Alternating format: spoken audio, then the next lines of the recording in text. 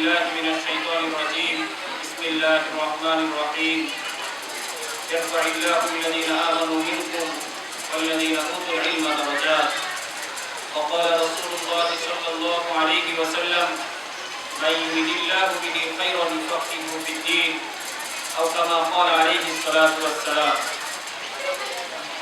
জামিয়া ইসলামিয়া দারুল উলুম মহিলা মাদ্রাসা আন-নূর শিশু একাডেমি এবং আল মাহমুদ হিফজ মাদ্রাসা কর্তৃক আয়োজিত কৃতি শিক্ষার্থী সংবর্ধনা, গুণীজন সংবর্ধনা এবং হিফজ সমাপনী শিক্ষার্থীদেরকে সম্মাননা প্রদান, বার্ষিক প্রতিযোগিতা ও পুরস্কার বিতরণী অনুষ্ঠান এবং অভিভাবক সমাবেশ 2026-এ উপস্থিত হযরত উলামায়ে কেরাম মঞ্চে আসন গ্রহণ করেছেন। আমাদের আজকের অনুষ্ঠানে সম্মানিত প্রধান আলোচক জামিয়া কাসিমিয়া শামসুল উলুম মাদ্রাসার সিনিয়র মুহাদ্দিস হযরতুল আল্লাহ মুফতি আব্দুল মান্নান কাসিমি দামাত বারাকাতুহু, উপস্থিত অত্র জামিয়ার সর্বস্তরের শিক্ষক শিক্ষিকাবৃন্দ, আমার সম্মানিত অভিভাবক অভিভাবিকাবৃন্দ এবং আমার প্রান্তীয় শিক্ষার্থীবৃন্দ, আল্লাহ তাআলার অশেষ আমাদেরকে আজকের এই মুবারক মজলিসে উপস্থিত হওয়ার এবং দুইটি কথা বলার এবং শোনার তৌফিক দান করেছেন। এই জন্য আমি অন্তরস্থল থেকে রব্বুল আলামিনের শুকরিয়া আদায় করছি। আলহামদুলিল্লাহ রাব্বিল আলামিন। শতকোটি দরুদ বর্ষিত হোক সরকারে দু আলম সাল্লাল্লাহু আলাইহি ওয়াসাল্লামের উপর, হযরত সাহাবায়ে কেরামের উপর এবং আমাদের সকলের উপর আল্লাহ তাআলা অগণিত রহমত বর্ষণ করেন। সম্মানিত উপস্থিতি, আল্লাহ তাআলা আমাদেরকে সৃষ্টি করেছেন। আল্লাহ তাআলা মানব জাতিকে সৃষ্টির শ্রেষ্ঠত্বের মাকাম দান করেছেন। মানুষকে আশরাফুল মাখলুকাত, সৃষ্টির শ্রেষ্ঠ। এই শ্রেষ্ঠত্বের অন্যতম ভিত্তি হলো ইলম। আল্লাহ তাআলা পৃথিবীর প্রথম মানুষ এবং প্রথম নবী হিসাবে হযরত আদম আলাইহিস সালামকে সৃষ্টি করেছেন এবং তিনি তাকে বস্তুসমূহের জ্ঞান দান করেছেন।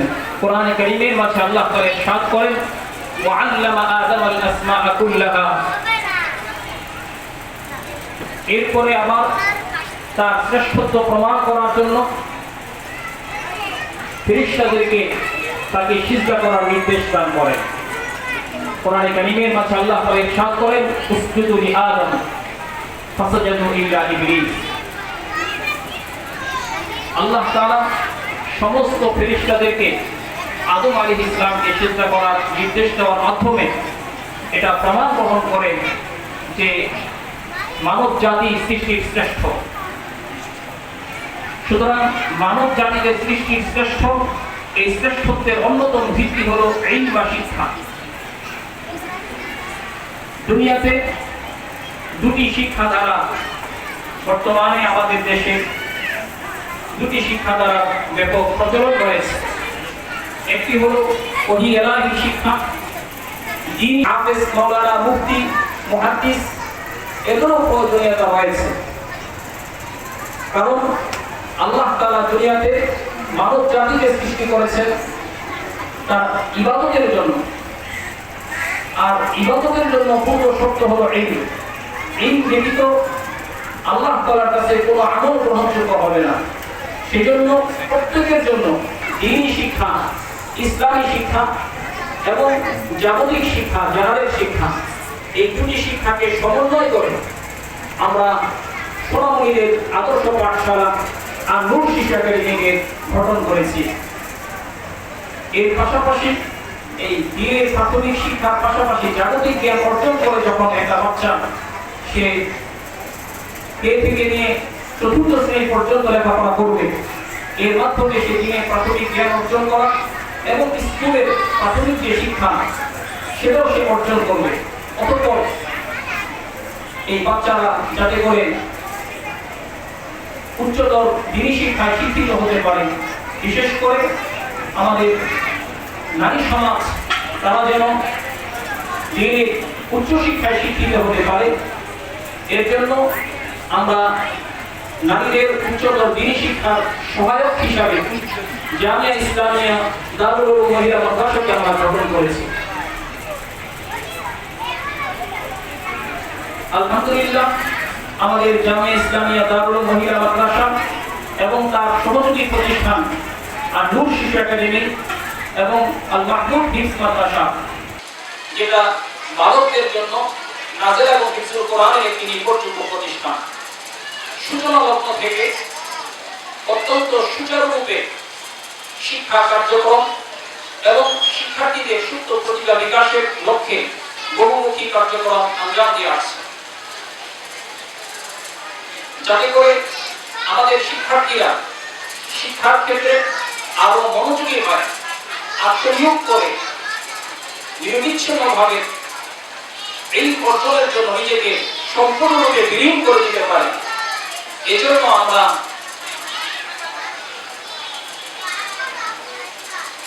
প্রত্যেক বছরই কৃতি শিক্ষার্থী সংবর্ধনার আয়োজন করে থাকি।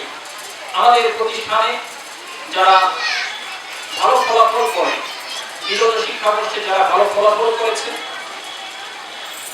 যারা বেফাক বোর্ড বাংলাদেশ কওমি মাদ্রাসা শিক্ষা বোর্ডের পরীক্ষায় অংশগ্রহণ করে ভালো ফলাফল করেছে, যারা হুফাজুল কোরআন ফাউন্ডেশনের অধীনে কেন্দ্রীয় পরীক্ষায় অংশগ্রহণ করে ভালো ফলাফল করেছে, অথবা মাদ্রাসা ভিত্তিক যারা বার্ষিক পরীক্ষায় ভালো ফলাফল অর্জন করেছে এবং সম্মিলিত মেধা তালিকায় স্থান করে নিয়েছে, ওই সমস্ত কৃতি শিক্ষার্থীদেরকে আমরা প্রত্যেক বছরই সংবর্ধনা দিয়ে থাকি।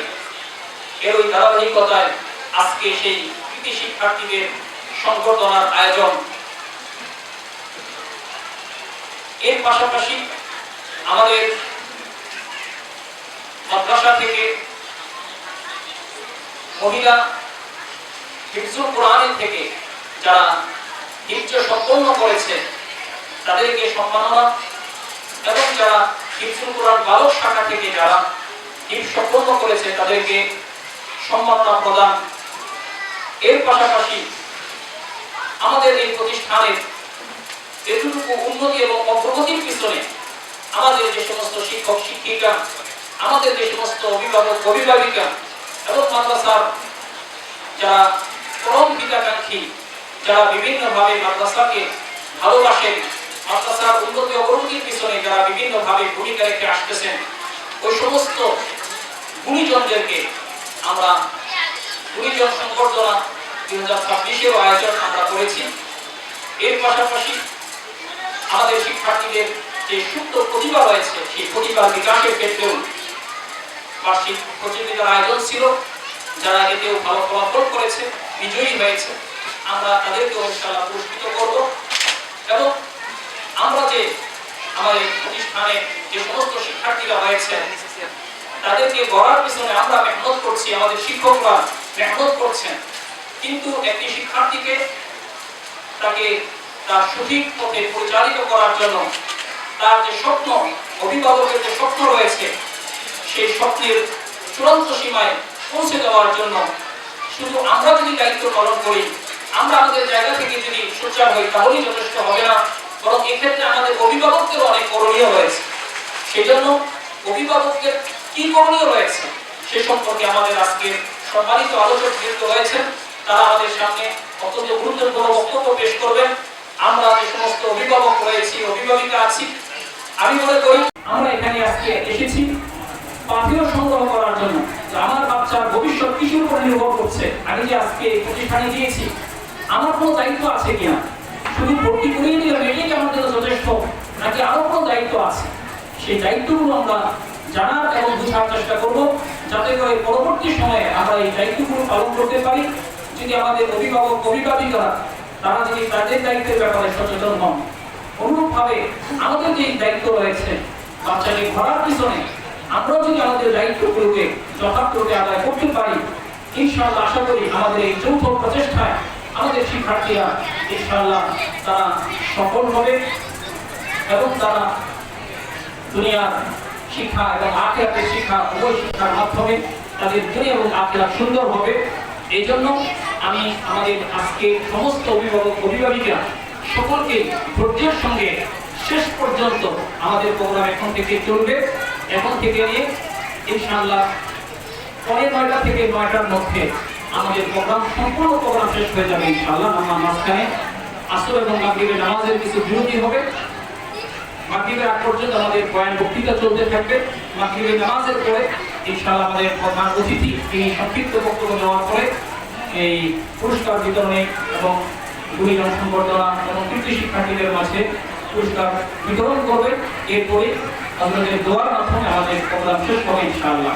এই জন্য আমি সংশ্লিষ্ট সকলকে শেষ পর্যন্ত ধৈর্যের সাথে এখানে অবস্থান করার জন্য এবং আমাদের আজকের এই প্রোগ্রামের শৃঙ্খলা বজায় রাখার জন্য বিশেষ করে সকলের কাছে অনুরোধ করছি। আসলে আমাদের প্রতিষ্ঠানে এই মুহূর্তে 350 মতো স্টুডেন্ট রয়েছে। যদি এই 350 স্টুডেন্টের জন্য আসলে যদি একজন করে অভিভাবক আসেন অথবা পিতামাতা 2 জন আসেন, তাহলে আমাদের জায়গায় এখানে অন্তত 700 অথবা 1000 মানুষের একটা প্লেস থাকা প্রয়োজন। কিন্তু আশপাশে কোথাও এই ধরনের বড় ব্যবস্থাপনা নেই। এই জন্য বসতে কিছুটা কষ্ট হচ্ছে, কিছুটা গরম হয়তো আমাদের অনুভব হচ্ছে, কিন্তু এই কষ্টটা আসলে আমরা প্রতিদিন করবো না। আমাদের বাচ্চাদের স্বার্থে আমরা ধৈর্যের সাথে আমরা যদি এই সময়টা ইনশাআল্লাহ কাটাতে পারি আমাদের অনেক উপকার হবে। এই জন্য আমরা বাচ্চাদেরকে নীরব রাখার চেষ্টা করবো, কথাগুলোকে শোনার চেষ্টা করবো। আমাদের ছোট বাচ্চা যারা রয়েছে প্রয়োজনের জায়গা যদি ফিল আপ হয়ে গিয়ে থাকে আমরা বাচ্চাদেরকে করে দেওয়ার চেষ্টা করবো, কিন্তু তবু আমরা ধৈর্যের সাথে এখানে অবস্থান করার চেষ্টা করবো ইনশাআল্লাহ। এবং প্রোগ্রামের সফলতা কামনা করে সকলের কাছে দোয়া প্রার্থী হয়ে আমার সংক্ষিপ্ত বক্তব্য এখানেই শেষ করছি। আলহামদুলিল্লাহ রাব্বিল আলামিন। আসসালামু আলাইকুম ওয়া রাহমাতুল্লাহ। সম্মানিত উপস্থিতি, এই পর্যায়ে ইসলামী সঙ্গীত নিয়ে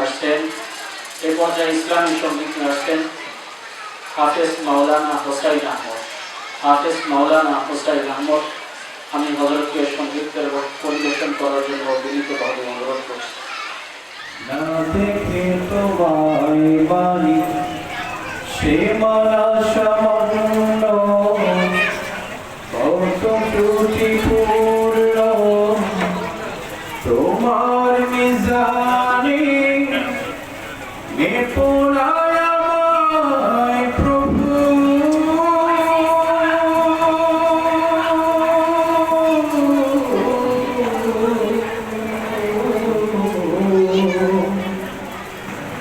গোপনে ক্ষমা করে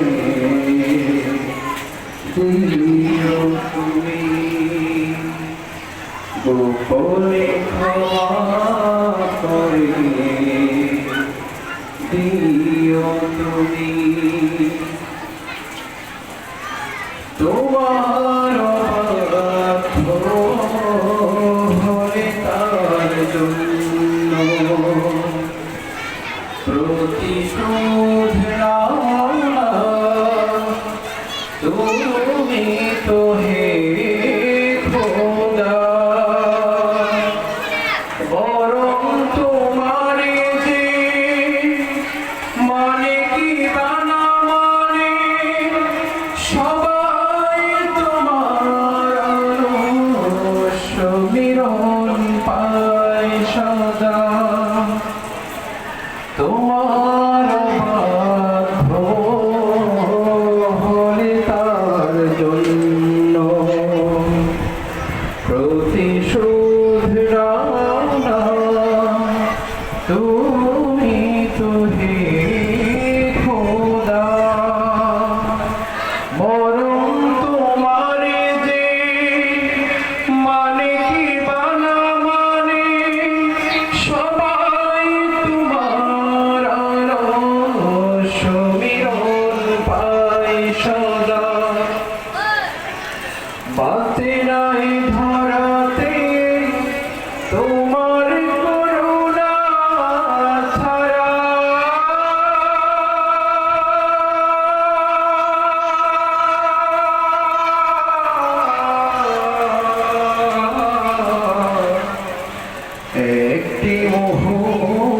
মতো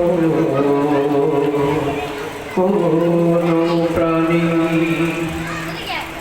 নিঃশ্বাসে নিঃশ্বাসে নিয়ামত পাই আমি, বিশ্বাসে তাই আমি না দেখে তোমায় মানি। সীমানা সামান্য কত ত্রুটিপূর্ণ তোমার মিজানে মেপো না আমায় প্রভু।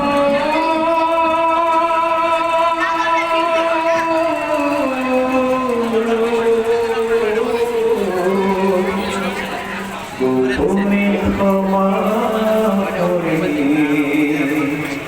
দিও তুমি, গোপনে ক্ষমা করে দিও তুমি, গোপনে ক্ষমা করে দিও তুমি।